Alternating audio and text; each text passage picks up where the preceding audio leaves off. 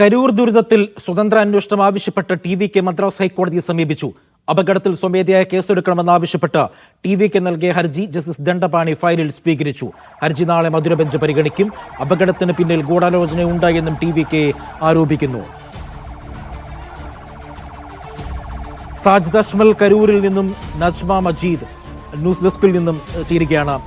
ആദ്യം നജ്മയിലേക്ക് പോവുകയാണ്. നജ്മ, ഇന്നലെ വൈകുന്നേരം ഉണ്ടായ ദാരുണ സംഭവം തമിഴ്നാടിനെ സംബന്ധിച്ചിടത്തോളം അക്ഷരാർത്ഥത്തിൽ ഞെട്ടിക്കുന്ന ഒന്ന് തന്നെയായിരുന്നു. നമുക്ക് പ്രധാനമായും അറിയേണ്ടത് ഏത് തലത്തിലുള്ള ഒരു അന്വേഷണവുമാണ് ഈ പ്രാഥമികമായി നടക്കാൻ പോകുന്നത്. നോക്കൂ, ഇവിടെ ടി.വി.കെ അവർ പ്രധാനമായും ആവശ്യപ്പെടുന്നത് ജുഡീഷ്യൽ അന്വേഷണം DMK പ്രഖ്യാപിച്ചിട്ടുണ്ട്.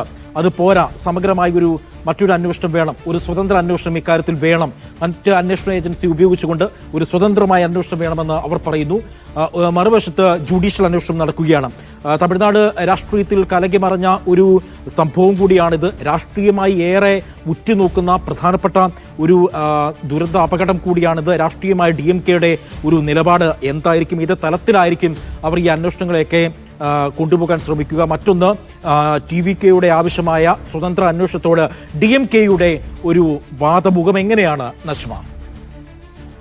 അജി, നമ്മളെല്ലാവരും ഞെട്ടിച്ചുകൊണ്ടുള്ള വളരെ നടുക്കുന്ന ഒരു അപകടമായിരുന്നു ഇന്നലെ തമിഴ്നാട്ടിലെ കരൂരിൽ ഉണ്ടായിരുന്നത്. വിജയുടെ ടി.വി.കെയുടെ സംസ്ഥാന പര്യടനത്തിന്റെ ഭാഗമായാണ് ഇന്നലെ കരൂർ ജില്ലയിൽ സംസ്ഥാന പര്യടനം സംഘടിപ്പിച്ചിരുന്നത്.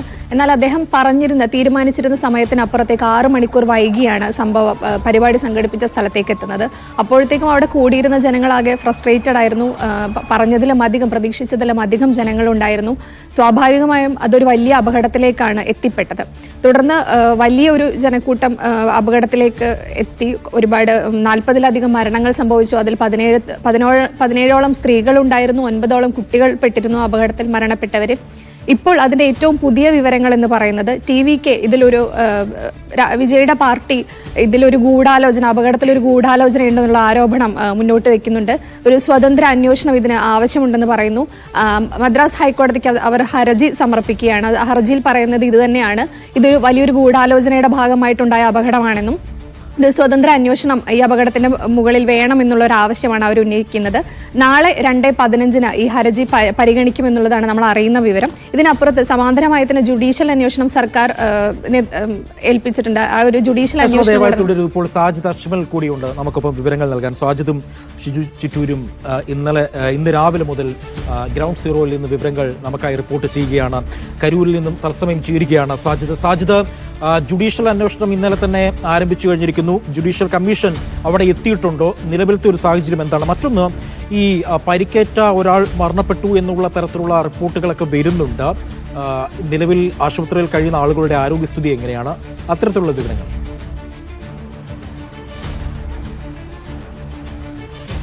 ജുഡീഷ്യൽ അന്വേഷണം ഉണ്ടാകുമെന്നുള്ളതാണ് തമിഴ്നാട് മുഖ്യമന്ത്രി M.K. സ്റ്റാലിൻ പ്രഖ്യാപിച്ചിരുന്നത്. ജുഡീഷ്യൽ കമ്മീഷന്റെ അന്വേഷണം ആരംഭിച്ചു കഴിഞ്ഞു. ഇനി സാങ്കേതികമായി അവർ ഇങ്ങോട്ട് എത്തുക എന്നൊരു നടപടിക്രമം മാത്രമാണ് ഉള്ളത്. ഇവിടെ എത്തിക്കഴിഞ്ഞാൽ ഈ ദുരന്തത്തിൽ നേരിൽ കണ്ട ആളുകളിൽ നിന്ന് മൊഴിയെടുക്കും. അതോടൊപ്പം തന്നെ പരിക്കേറ്റ ആളുകളുടെ വിവരങ്ങൾ ശേഖരിക്കും. പോലീസ് ഉദ്യോഗസ്ഥരിൽ നിന്ന് വിവരങ്ങൾ ശേഖരിക്കും. ഹൈക്കോടതി റിട്ടയർഡ് ജഡ്ജാണ് ഈ അന്വേഷണം നടത്തുന്നത്, ജുഡീഷ്യൽ അന്വേഷണം നടത്തുന്നത്. അതോടൊപ്പം തന്നെ ഈ പോലീസിന്റെ അന്വേഷണം കൂടി നടക്കും. പോലീസ് അന്വേഷണത്തിൽ ADGP ആണ് നേരിട്ടതിന് നേതൃത്വം കൊടുക്കുന്നത്. ഈ ADGP നേതൃത്വം കൊടുക്കുന്നത് കൊണ്ട് തന്നെ അദ്ദേഹത്തിന്റെ നേതൃത്വത്തിൽ SP-മാരും IG-മാരും അടക്കമുള്ള സംഘം ഒരു പ്രാഥമിക യോഗം ചേരുകയും ചെയ്തിരുന്നു. നിലവിൽ എന്തായാലും ഈ ജുഡീഷ്യൽ കമ്മീഷൻ ഇങ്ങോട്ട് ഇന്ന് തന്നെ എത്താനുള്ളൊരു സാധ്യതയാണ് നമ്മൾ കാണുന്നത്. അത്തരം വിവരങ്ങളാണ് ലഭിക്കുന്നത്. ഈ പോലീസിന്റെ അന്വേഷണവും അതൊരു സമഗ്രമായ അന്വേഷണമായി തന്നെ തുടരും. അതോടൊപ്പം തന്നെ ഈ മരം പൊട്ടി വീണ മറ്റ് സംഭവങ്ങളെല്ലാം തന്നെ ഈ വനം വകുപ്പിന്റെ അന്വേഷണം കൂടി നടക്കുന്നുണ്ട്. ഇതിൽ ഈ നേരത്തെ അജി സൂചിപ്പിച്ച പോലെ തന്നെ കരൂരിൽ പരിക്കേറ്റ വ്യക്തി ഹൃദയാഘാതത്തെ തുടർന്ന് മരിച്ചു. വെറും 32 വയസ്സുള്ള ഒരു യുവാവാണ് മരിച്ചത്. ഈ വിജയുടെ പരിപാടിയിലെ തിക്കും തിരക്കിലും പെട്ട് ഇന്നലെ പരിക്കേറ്റ കവിൻ എന്ന വ്യക്തി, അദ്ദേഹത്തെ ഇന്നലെ രാത്രിയോട് കൂടി തന്നെ പരിക്കുകൾ ഇല്ലാത്തത് കൊണ്ട് ആശുപത്രി വിടാൻ നിർദ്ദേശം നൽകിയിരുന്നു. പക്ഷെ ഇന്ന് രാവിലെ ഈ ഹൃദയാഘാതം സംഭവിച്ച് കുഴഞ്ഞു വീഴുകയായിരുന്നു. അല്പസമയത്തിനുള്ളിൽ മരിക്കുകയും ചെയ്തു. അങ്ങനെ നോക്കുമ്പോൾ 40 പേരാണ് മരിച്ചിരിക്കുന്നത്. ഈ നേരത്തെ മരിച്ച 39 പേരുടെ മൃതദേഹവും ഈ ബന്ധുക്കൾക്ക് വിട്ടു നൽകിയിട്ടുണ്ട്. ഇന്നലെ ഈ സമയമെല്ലാം തന്നെ ഇവിടെ ജനനിബിഡമാണ്.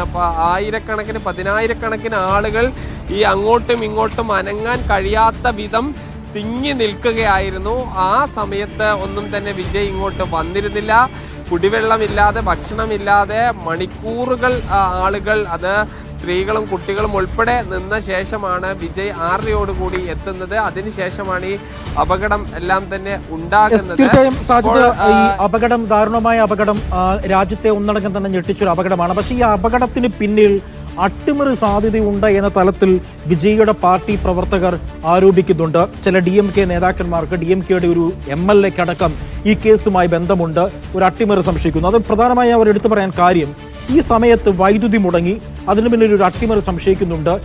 ഇതിനു മുൻപ് പരിപാടികൾക്ക് അനുമതി നൽകിയിരുന്നില്ല, 3 തവണ അനുമതി നിഷേധിക്കുന്ന സാഹചര്യമൊക്കെ ഉണ്ടായി. അപ്പോൾ ഒരു അട്ടിമറി സംശയം ഈ TVK ഉന്നയിക്കുന്നുണ്ടല്ലോ. അപ്പോൾ അത് അവർ ഉന്നയിക്കാനുള്ള ഒരു സാഹചര്യം എന്താണ്? സാഹചര്യം അവിടെ നിന്ന് മനസ്സിലാക്കാൻ കഴിയുന്നത് എന്താണ് ശരിക്കും?